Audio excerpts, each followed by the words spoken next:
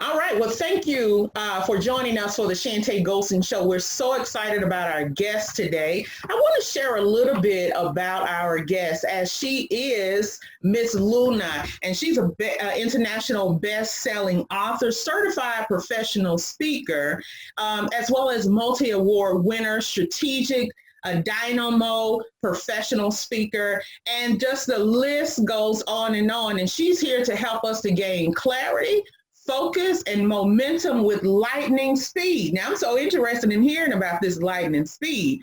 But before, she started her business and became a CEO, she actually was an 18-year managing veteran, and she managed projects and in IT. So with that being stated, I'm sure she has a lot of stories, a lot of wisdom, a lot of knowledge to give us as CEOs and entrepreneurs that are already established, just needing to learn additional skills so that we can prevent that burnout and we can overcome that burnout. So welcome, Loubna. Thank you so much for being with me today. How are you today?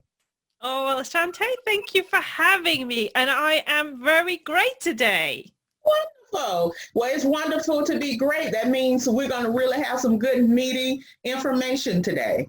Oh, most definitely. Here, ready to share many, many, many stories and wisdom with your audience. All right, wonderful. So let's stay tuned. Let's go ahead and cut off the TV, cut off other distractions, and let's get ready to lock in because she's going to talk to us about action, what that process is all about. And so we're excited to learn more about what action is in specifics. So Loubna, how did you start your journey to do what you are doing today? Oh, then we need to go back quite a few years to when I was, I think, about 13 or 14 years old, and I was having a conversation. I was just getting into high school here in the Netherlands, and I was having a conversation in the living room with my parents, talking about, oh, I'm going to do this, and I'm going to do that, and I'm going to do this, and I'm going to do that.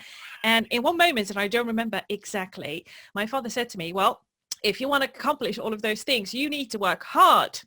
And at 13, 14-year-olds, I thought, okay, if that's what he says I need to do, he knows best. And he proceeded to say, and you need to work twice as hard because you're a minority in this country. And I took that on as the truth, like most of us young children do, because when our parents and teachers tell us something, we assume that they know because they've had the experience. Right. And I adopted that as a mantra and a belief. I need to work hard, which is what I did for many, many years. Until one very specific moment, the universe sent on my path to actually really shake that belief to its core. And it was in a moment of my second job. I was literally just, I think, about 18 months in. I was working as an IT auditor, and the deputy director of that business was a mentor of mine, and she was so great because we have the same work ethic, the same passion, the same drive. So we spent nights finishing up reports and projects, and I really wanted to learn everything that I could from her, until one day the managing director came in the office and asked us all to come into the living room area space that we had in our office. And he said, she is sick. She won't be coming back anytime soon. And I thought, what? There goes my mentor. And he proceeded to say she's been diagnosed with a burnout. Now, I didn't know what that was, but what I saw when I experienced was she was out of circulation for 9 months.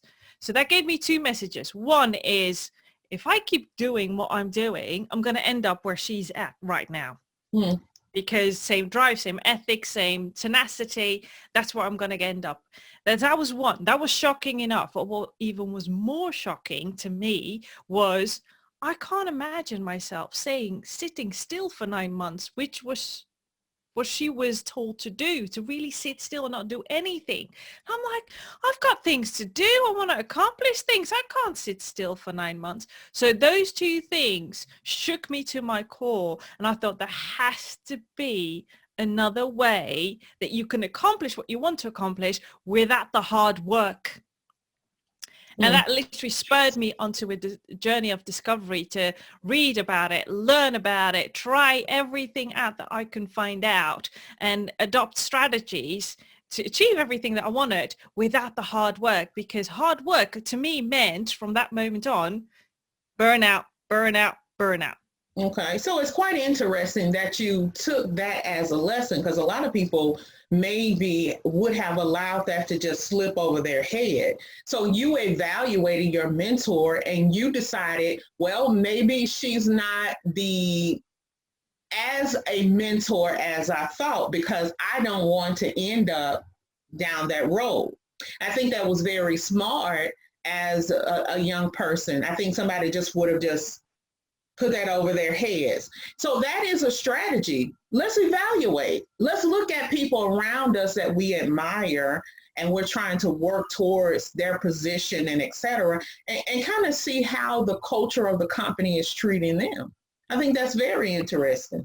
It is. I mean, let's be honest. I mean, we all need mentors. We all need role models to aspire to something, because we can't conceive what is possible and we're all not living up to our potential completely.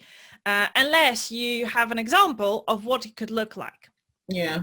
But they can be good examples and they can be bad examples, and they can start out as a good example, but then something happens, you're thinking, but that's not where I want to end up. That's not where I'm going.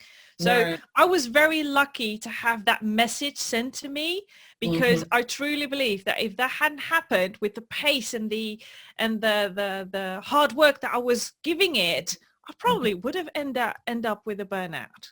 Right. And if only if you've experienced burnout do you really know what that thing is. When you're saying that she had to sit out for 9 months, think of the understanding from my perspective. When I was burned out crispy on both sides, I had to take a 3.5-year sabbatical because I was just done. Yeah. Your story and what you're sharing with us, why does it matter? Why does it matter to us? That's your story. So tell us, understanding and evaluating that, why does that matter to us? Yeah. Well, one of the things that I mean, we're talking about, this is what, 24 years ago, 26 years ago that this happened. Let's say 20 years ago. This story happened 20 years ago.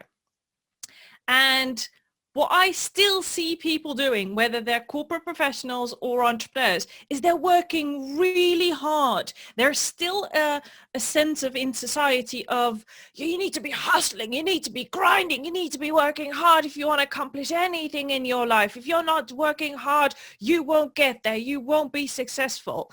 And it reminds me each and every time of that moment 20 years ago, and even more so of the moment that I was told at 14 that if I want to accomplish anything, I need to be working hard. And it doesn't have to be this way. I mean, if we go back 40 years ago, burnout did not exist. We didn't know of something called burnout. Right. But it was created, and it was created because we all adopt the belief that we need to be working hard. We need to be working against ourselves. We need to force ourselves to be someone that we're not. So for me, the reasons why I spurred on a discovery journey to do something else, I still see in society today. I still see people believing that to be able to accomplish anything, they need to be working hard. I still see people working against themselves because they think that they need to adopt something else or be someone else to fit in society. For me, those are reasons that I need to keep sharing my story and to share that although I spent many years discovering through trial and error the strategies to work smarter, right? You don't have to. You don't have to spend 15 years to discover that that is the value. I can teach you way faster. So that's the reason why it matters to me. Yes, it's my story, but it's the story so you can understand that I was very lucky because I got the message through someone else. It could have been what I could have ended up in a burnout, and it could not be 9 months, but maybe 3 years or even longer. I've heard of stories of people that have had multiple burnouts, have stayed, have had to leave what they're passionate about and stop doing what they're passionate about. Those are things that I don't want people to go through. I really don't, and they don't have to. Right. So then in your particular journey, what has been the essential key elements on your journey that you've learned? Well, one of the most valuable things that I've learned is that whatever you do, whether you're a corporate professional or an entrepreneur, is 80% of success, however you define success. So number one would be define your success. Define what success means to you. Mm-hmm. And I mean, I was just like anyone else. I used to think I needed to prove myself. I needed to live up to the definition of success in society.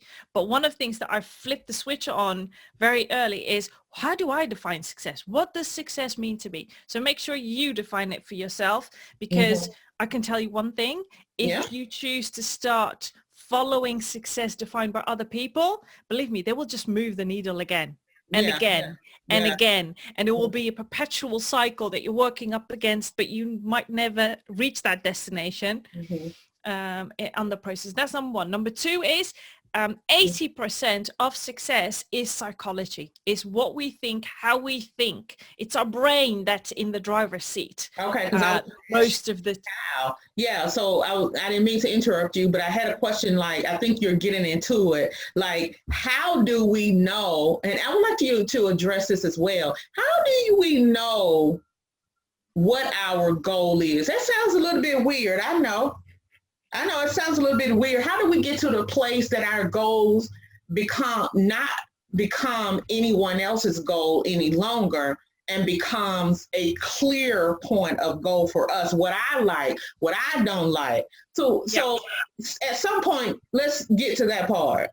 Yeah. No, so number one was your definition of success. Great question, by the way. Number two is being aware that 80% of that success is psychology. So it's what you think, how you think. And I see a lot of people focusing their attention on strategy and tactics and doing instead of how you think, because you can be doing something, but it won't work because your psychology is working against you. Number three, one of the things that I've done ever since I've started my career, at first as a corporate professional, now as an entrepreneur, is I follow the energy. I follow my energy, because I can tell you one thing. If you want to discover what your goal is, then use the excitement thermometer. Does it excite you? Do you really think, oh my God, I'm like a kid in a candy store. I can't wait to dive into this. Or did someone tell you, go become a coach, or go become a lawyer or a doctor? And you're thinking, they make a lot of money, those doctors, but does it really excite me? Can I imagine myself spending the next 30 years doing this on a day-to-day basis? If that fire doesn't light you up, it's probably not what you want to be going for. Right. Yeah. Yeah. Yeah, the excitement is the key, but not just, in my opinion, not just focusing just on the experience of excitement. So yes, it has to be something that you can do all day long, whether you're getting paid or not. But there also has to be other areas that are linear to that, as far as your skills, because there's going to be moments and things that you super love that can get on your nerves. And if you're just following the trail of excitement, you will be deceived. True. And I would add to that is, one of the things that I share with my clients is, are you good at it? There's something, each and every one of us has a set of talents, some of the things that we're really good at. Yeah. And do you enjoy doing it? Now that's the magic combination. Now you could have something that you're good at, but you do not enjoy doing. One of my clients came to me many years ago and said, I'm really good at organizing events, but I don't like organizing events anymore. I used to love it. I don't like it anymore. But because the rest of my colleagues and people around me know that I'm really good at it and they trust me doing it, they keep asking me something. But I want to get rid of it. How do I do that? And I've had a couple of sessions with her to help her be empowered to share with people, yes, I'm good at it, but I don't enjoy doing it anymore. How can we solve this problem? How can we solve this challenge? So yeah, it is that magic combination. But you need to, for me, it's not only those two, you need to incorporate with, can you see yourself spending a lot of time on Yeah. it? So even if you're getting paid or even if you're not getting paid, Right. and you need that type of combination, to me, has been magical. Mm-hmm. Mm-hmm. Okay. So then what is, let's go back to that question about the goal. How do I stop being cloudy or deceived by the excitement of other people's uh, passion or their success, and really get in tune with my talents? What's my goal? How can I figure out this thing between what I'm seeing and what I have seen? Because somebody can be, I work with 50-year-olds, 60-year-olds and down, and some, no matter what the age is, I'm finding corporate executives, entrepreneurs, they're following somebody else's trail, like you kind of stated. They're following, no matter how old they are, but they don't know they're following the trail, but they just don't know, why does this thing keep causing me to be stressed? So how do we know? Yeah. Well, one of the ways is, what you need to realize when you're listening to this is, if you keep busy and never pause to actually ask yourself that question, you won't know, because you're not tapping into your feelings. You're not tapping into the physical experience of your body. So one of the blessings of the global pandemic, at least that's how I call it, is that the world now has paused the pause button, has pushed that pause button for us. And many people that I speak to have said to me, it really got me thinking about, what am I doing? And is it really something that makes me happy? Is it truly what I want to do? So I think that one of the things is, you really have to think consciously and make the decision of, okay, let me pause right now instead of being busy doing whatever I do on a day-to-day basis, and ask yourself the question, am I really happy? Does it still excite me what I do on a day-to-day basis? Do I want to keep doing this, and for however long? And you could come up with answers. Yes, I still love what I do, and it still excites me. But if you find yourself more stressed, so a great indicator could be when you wake up in the morning and you hit the snooze button because you're thinking, oh, I don't want to go to work, I don't want to get out of bed, then there's probably something that is not okay, that needs change. It could be that you're procrastinating on tasks. So you do get out of bed eventually and you've got your to-do list, but you easily get distracted. Oh no, I've got to do the laundry. Oh no, I have to do this. That's another indicator that something is wrong, that something is not right for you. So there are a couple of things that you can see in what you do on a day-to-day basis. Another category of indicators come through for you physically. You have more headaches than you used to have. Yeah. You feel tired more than you used to have. You have a problem sleeping, getting into sleep at night. You stay awake, your brain stays busy. So some of those things can be indicators of you're not doing something that is in alignment with you. So those types of things can get you to are actually signals telling you, stop. You need to self-aware. You need to self-reflect on what you're doing right now. So what are some suggestive benefits or tips for individuals who are in this stage and need to reevaluate? Yeah. Well, one of the things that I've discovered, I've done a passion series. I've interviewed multiple entrepreneurs a couple of years ago, and I asked them, I said, what's your passion and what you're passionate about? And how did you discover this passion? And the majority says, I didn't realize it was my passion. I just stumbled on it. But for the majority, it was something that they already did when they were a little child, when they were 4, 5, 6, or 7 years old. So if you're finding yourself in a stress mood, you don't know where you want to go, you don't know what you want to do next, think back to your childhood. What was something that you did so easily that you enjoyed, had fun doing, And can you do that again now? Can you tap into that, whatever it is for you? For me, as a little child, I've always had that.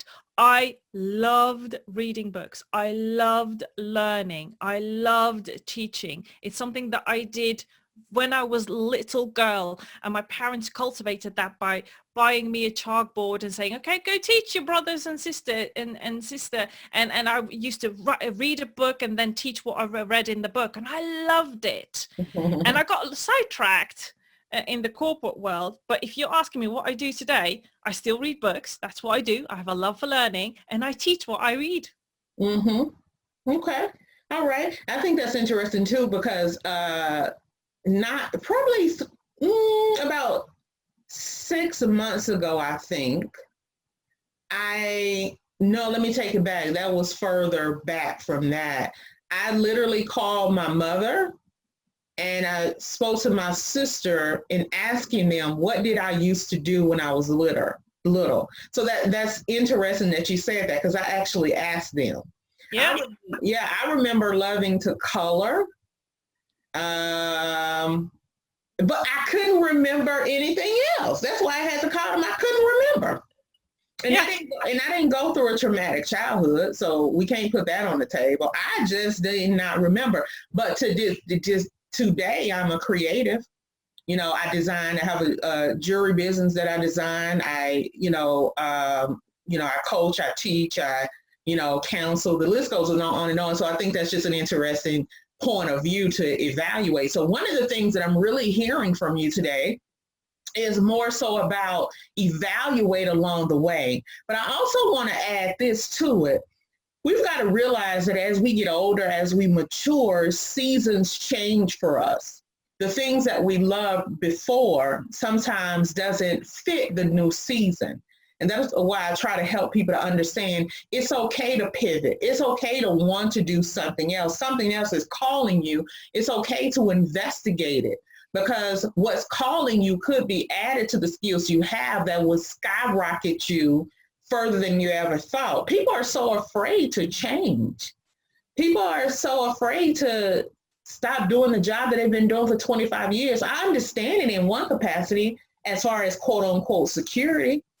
But when you're not happy and there's another season and you're miserable in this season because this season is trying to pull you somewhere else, you stop it because of fear. Let's talk a little bit about that. What do you think about that? And what do you hear your clients say in regards to that? Yeah. Well, one of the things that is important to mention is when I started my career, I made one sacred agreement with myself, and that is that I was always going to have fun no matter what. And I promised myself, and that's the reason I call it a sacred agreement, is if I'm not having fun, I will leave my job, no matter the circumstances, no matter whether I have another job, whether I've got anything, I will leave. That's the non-negotiable for me. And in about the 20 years that I've now in my career, both being a corporate professional as well as entrepreneurship, I've left the corporate career period. I left 3 times. 3 times. And people, when I tell them, they're like, but how did you do that? I mean, I would assume that when you're wanting to have fun, that you would leave multiple times, because most large organizations are not that fun. They're very bureaucratic, hierarchical. How do you do that in that environment? I said, well, if I can do it in almost 20 years, then you can do it too. And I started our conversation with 80% of your success is psychology. It's how you think and what you think and how you show up in the world. So, and I've studied this because I was curious to why is there a difference between me and someone else? Because I wasn't born this way. And I've studied the science of happiness, specifically in happiness at work. And for a lot of people, what they have been conditioned to believe and still believe is that security trumps happiness at work. It's weird to say things like, I want to have fun at work. I want to be happy at work. No, work is so that you can make money to pay your bills. That's the positioning of work for a lot of people. Mm-hmm. There are a few of us that say work, and that's how I started. I was conditioned to believe you need to work so that you can pay your bills. But very quickly, for me, work positioning it's a means to personally develop myself. It's personal development to me. That's how I approached work. So my colleagues for whom work is a means to get money so that you can pay the bills just didn't get me, because they couldn't understand me, which is true because I approach it from a different perspective. And if I'm not explicit about that perspective, we can be talking the same language, but still not understand each other. Right. And there's a third way you can position work, and that is work is your calling. It's a way that you can contribute to something that's bigger than yourself. That's where I'm at today, me. Work is absolutely a way to pay my bills, and I do. It's a way to personally develop myself, I still do. But the primary focus for me is I feel compelled to contribute something that's bigger than me, that is a legacy type of thing that will keep going even if I'm not on this planet Earth. So I think that to understand how people think and how you position work inside your life is very important. So if you want to make changes to that, so if you're right now in a job or even a business that you do not enjoy anymore, think about, what have I labeled that business or that career path right now for me? Is it a means to make money? Then accept that. If it's because you want to pay your mortgage, you have a family to take care of, then accept that. Then it's only going to be that. It's only going to give you that. If you feel that you want work to give you something more, then you need to make changes. And it could be within your job. Like I said, I've spent 11 years in working for the Dutch government, which are big organizations, very bureaucratic and hierarchical, and I had fun. So you can craft the environment and craft the way that you look at your work, even if you realize the positioning of my work here or my job here is so that I can pay the bills. Does that make sense? Yeah, it makes sense. One of the interesting things that you were stating, that number one, I'm going to pull out this evaluation point. That was the biggest key here. And then number two, decide what you want your job to be, not as much as the title, which you should, but what do you want the culture and the thought process and the psychology of your work to be for you? And I can see how, if your goal is not the same goal as mostly everybody else, and I can see how you have the courage to leave when it didn't meet that particular goal. Yeah, because it makes making decisions easier. I made that decision for me. That was like, I'm not having fun anymore. It's not giving me what I need and what I want, and and it's not contributing to achieving the goals that I've set for me. That means that if I'm serious about the goals that I've set and I'm committed to achieving them, then I need to make some changes. Okay. And that could mean leave. Yeah, okay.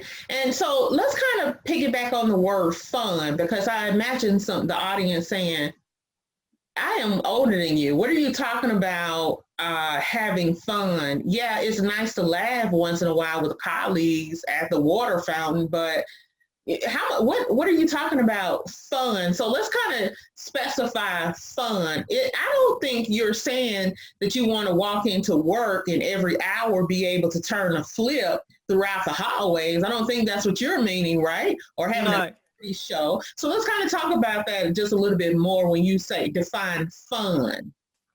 Yeah, well, for me, and I totally get it if you're thinking now that is the flip-flops and the fun things and etc., which is fine. Fun at work for me means how I work. Okay. So not I do the work and then I go do something funny to balance the work and the fun parts. No, it's not on a scale for me. It's the work part, and how I do the work is I enjoy it.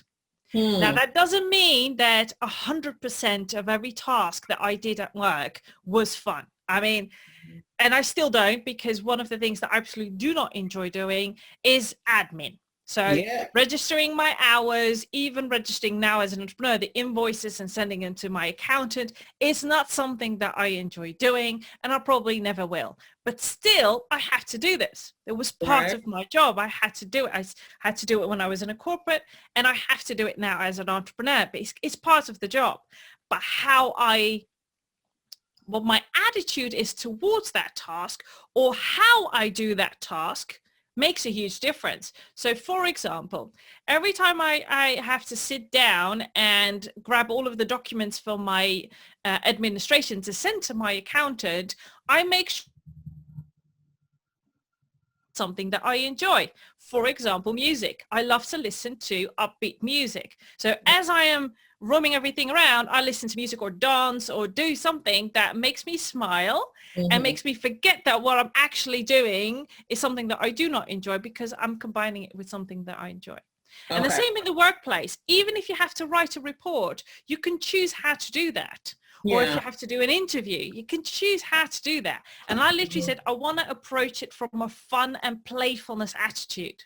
Rather than a dreadful attitude, because it's Exactly. the attitude that really count. When we're talking about psychology, it is the thought process of something that you perceive that causes your viewpoint to either activate negatively or positively. And so, as you may be aware, I'm a medical provider. So with that being stated, we talk about mindset shifting. And you're right, there may be some tasks that suck at work, but the way that you look at them makes the difference.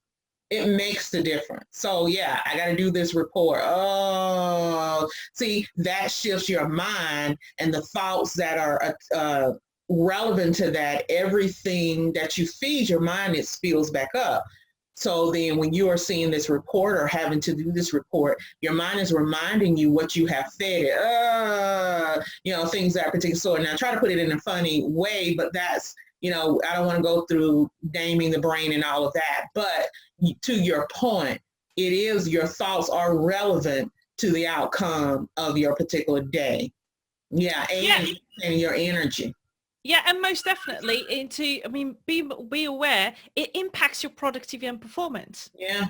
It impacts it. So if you've ever had one of those days, and I am so convinced that each one of us has had one or more of these days, you wake up in the morning, you go through breakfast really quickly, and you spend the rest of the day being busy.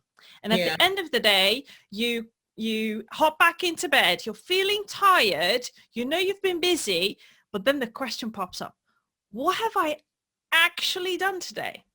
What have I actually progressed on? What have I actually achieved today? I know I've been busy. I've been doing all sorts of things all day long, but I can't name the one thing or the couple of things that I've progressed on or have achieved this day. Mm-hmm. That leaves you with a sense of, okay, that's a wasted day.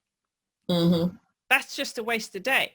Now, I don't want you to have many of those days. Mm-hmm. I don't want you to be intentional about what you want to achieve. I want you to think about your time as being a limited resource. You can never get back time, but how you spend that time impacts the quality of what you do and impacts the quality of your life. So if you want to have a better life or a great life, you need to be mindful about how you go through life each and every day. Right. And so, understanding the concept of efficiency and being proud of and honorable of what you do is relevant to not only getting tasks done, but being proud and seeing how your day connects with the overall goal, the vision, or either the company, your management team, the outcomes. Those are all relevant, because if not, it is just busy work. And I think that's important for everybody to know. And then you have no energy, no time for any other aspect of your life, relationships, right? Well, I don't have time. No. You know what I mean? So, and that causes a problem when you do not make time, when you do not understand what you are doing with your time efficiency at work, your task. All of that becomes one ball, and that's when the stress just starts. And when we don't recognize the stress, then we conduct ourselves in ways that become strange and odd for us because we're not recognizing. And that's when we become irritable at work. That's when we don't want to show up for work. That's when we want to leave early for work. Just the list goes on and on at the starting point of burnout. So I teach about the 5 red flags of burnout, just helping people to understand, is this me being lazy or am I burnt out? Yeah. So Loubna, I appreciate you being here today.